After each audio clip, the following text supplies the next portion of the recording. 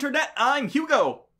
Jack Nicholson reference. And this is Unpopular Culture. Welcome back. Today we're going to be talking about a new movie that's coming out. A sequel, sort of, that is not something I would have necessarily expected. I think we've actually talked about it long time ago when it was first announced, but before anyone had been casted. Did we? I think so, but only briefly. This was like even before we were doing this in individual videos and we're talking about every topic for the week. So it was probably a brief thing. But anyway,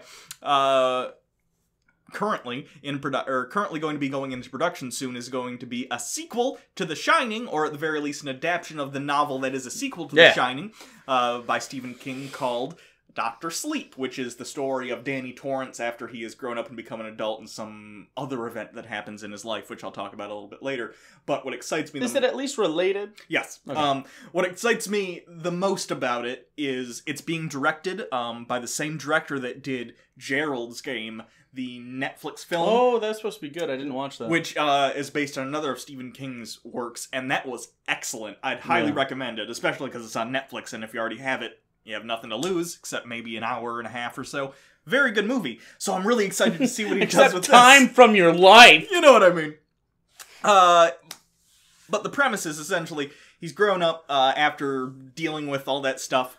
You know what I'm talking about. You glossed over a little bit. He grows up. Yes. He has not dealt with being tried to be murdered by his father very well. Did the blood hallway or twin girls come into play at all? I think so. I think he's pretty traumatized. He's also grown up to become an alcoholic like his father, partially because it helps him dull the pain, partially because it dulls his shining. It makes it so he doesn't, have his powers as much, and he's trying to not deal with it because it's horrifying to him. Apparently, at some point within the book, he changes his mind, decides to go into a hospice ward and start using the shining to, help people. Sure. Somehow, I don't know how. I don't know how psychic abilities help you help dying people, but he does somehow. He snaps their fucking medullas. And, at some point, he meets He meets a little girl there who also has the shining, and someone is after her because of it, and they use their powers together to try and foil that in some way. Again, though, that plot on its own, if I just heard that as a sequel to The Shining, I'd be like, what? But considering it's Ewan McGregor, tends to pick pretty good roles, and the director of Gerald's Game, I'm game for this. I'm fucking excited. I don't know. I've been on a kind of a Stephen King thing since the It movie came out. I know it's not like a 10 out of 10 movie or anything, but I really enjoyed that. Yeah, it's definitely a good adaptation, and I'm glad it wasn't what I thought it was going to be. Sure. It definitely had more there. And they've casted the adults now. Amy Adams, obviously, ended up being the in theater. Was it Amy Adams? I believe so. To my girlfriend, I go, that looks like young Amy Adams. So, I remember this. But yeah, I'm into it less, but I'm not into it. Does that make sense? It's Jessica Chastain. Jessica Chastain? Similar. Wait, who was the... What am I thinking of? I think you're just thinking of that girl because she looks like Amy Adams. I totally get where you're coming from. There was definitely an Amy Adams thing. Oh, no! They used that girl that was in It. That's what it was. As young Amy Adams. That girl is young Amy Adams in a new thing she's doing on HBO that was playing during the Westworld stuff. That makes sense. Yeah. They look very, very similar. Yeah, they really do. It blew my mind. Yeah. I really like Ewan McGregor. See, the interesting part of The Shining to me is not the kid.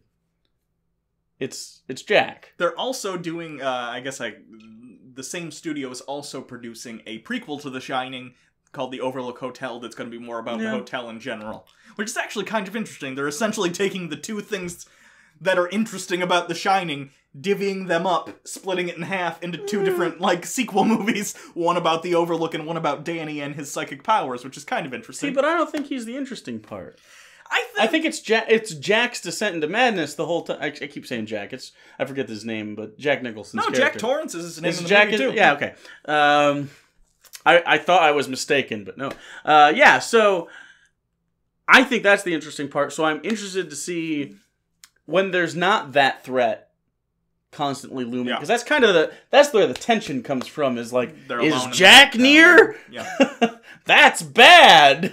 So, and also, I mean, Kubrick was just a really well-paced, I think, in that film. Let me make something clear. I don't think Kubrick is... This is not going to touch The Shining, and I like Gerald's Game. That director isn't Stanley Kubrick. No one's Stanley Kubrick. He's dead. So, all I'm saying is, I think this will be an entertaining movie. Yeah. The Shining is The Shining. It's its own thing. Yeah. This is just an interesting, different take, and also another look into the I agree. What I like about Stephen King, in particular, I think in The Shining you see that, is in other horror-type stuff, generally the supernatural elements will either be explained very well, maybe over-explained, or they'll always be integral to what is going on. Which makes sense. I mean, as a plot structure, of course, the weird thing in the story should be central to the plot, but what I find interesting about some Stephen King stories is that often there will be a supernatural element that happenstance is in the story. Like, Danny's shining ability has nothing to do with Jack's murder spree and the hotel being potentially haunted. You know what I mean? Yep. It's just another thing in the story that makes it interesting. By the way... And that's what I like about that kind of narrative. The kids in It... Yeah. Is that related? Like, because they combine, kind of? No, that more has to do that? with... I don't know if that's considered Shining or not. No, I don't think it is, but I'd have to read the Dark Tower series, which goes into more about the overarching, like, mythology of the Stephen King universe or whatever. But that more has to do with that it is a being that feeds on, like, mental stuff, like fear. Yeah. And them banding together to... Be brave! To be brave and to stand up against it, I think, does physical damage because it can take physical damage from mental strain. Does that make sense? By the way, there's one short story by Stephen King that I read ages ago, and I don't remember if there was a supernatural element. It was The Girl Who Loved Tom Gordon. She gets lost in the woods. Tom Gordon was a baseball pitcher, and it's her favorite player. If anyone knows that story, let me know if there's a supernatural element, because it's bothering me, and I'm not probably going to. Oh, he wrote stuff that didn't have supernatural. I know, stuff, but I'm wondering what part. Shawshank Redemption. I wonder if it's in his universe, though. Oh, I don't know. I think even Shawshank. If I'm, I don't think Shawshank is. I think Shawshank is, but not like. But it's in it's been Easter egged in other things way, not in that story has anything to do with like.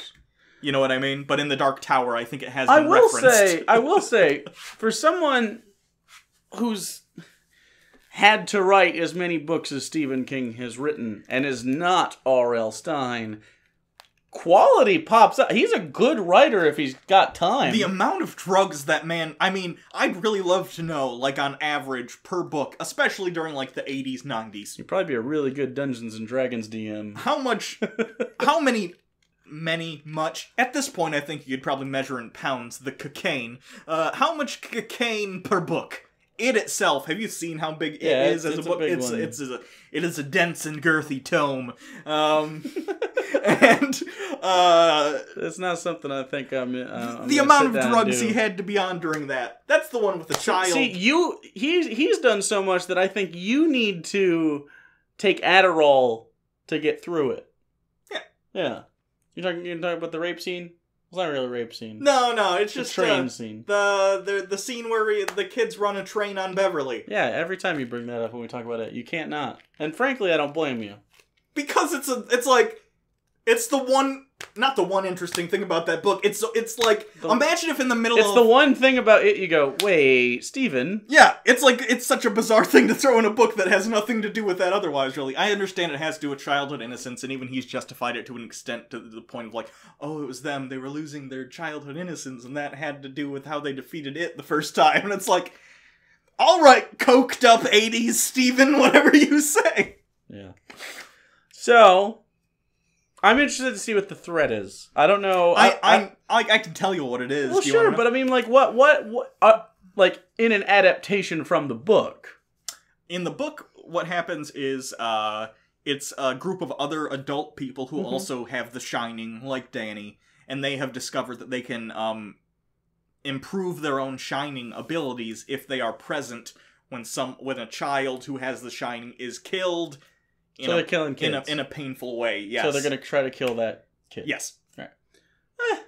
So he'll be sort of the Shelley Duvall protector over another kid that's going to be being chased after Shelley Duvall. Poor Shelley Duvall. She probably still wakes up in cold sweats. She's alive, right?